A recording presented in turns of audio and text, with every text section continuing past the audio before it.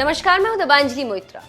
लद्दाख में गलवान घाटी में हुई चीनी हरकत को लेकर विश्व समुदाय चीन की आलोचना कर रहा है और भारत के साथ समर्थन में खड़ा है। अब इसी कड़ी में चीन के खिलाफ जापान भी भारत के साथ खड़ा हो गया। जापान ने कहा है कि वो नियंत्रण रेखा पर यथास्थिति को बदलने वाली किसी भी एक तरफा प्रयास का विरोध करता है।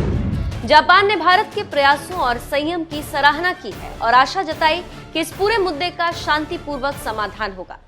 जापान के भारत में राजदूत सतोशी सुजुकी ने भारतीय विदेश सचिव एचवी श्रृंगला से मुलाकात के बाद ये बयान जारी किया।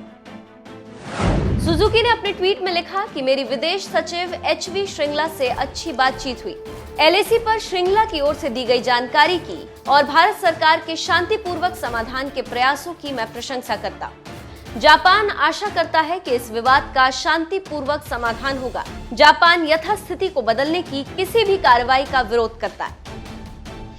यहाँ पर एक बात बता दें कि भारत और चीन के बीच लद्दाख में तनाव चरम पर है। वहीं पूर्वी चीन सागर में द्वीपों को लेकर चीन का जापान से भी विवाद है। इस बीच भारतीय और जापानी नौसेना ने हिंद महासागर में चीन के बढ़ते खतरों से निपटने के लिए संयुक्त युद्धाभ्यास किया। जापानी विध्वंसक युद्धपोत कागा ने दक्षिणी जापान में ओकिनावा द्वीप के पास 24 समुद्री मील के भीतर एक चीनी पनडुब्बी का पता लगाया था, जिसके बाद हरकत में आई जापानी नौसेना ने अपने पेट्रोलिंग एयरक्राफ्ट की मदद से चीनी पनडुब्बी को अपने जल क्षेत्र के बाहर खदेड़ दिया।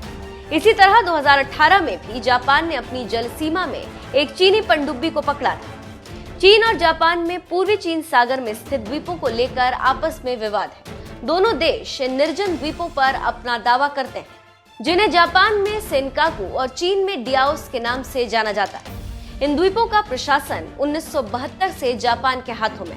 वहीं चीन का दावा है कि ये द्वीप उसके अधिकार क्षेत्र में आते हैं और जापान को अपना दावा छोड़ देना चाहिए। इतना ही नहीं, चीन की कम्युनिस्ट पार्टी तो इस पर कब्जे के लिए सैन्य कार्रवाई तक की धमकी दे चुकी है।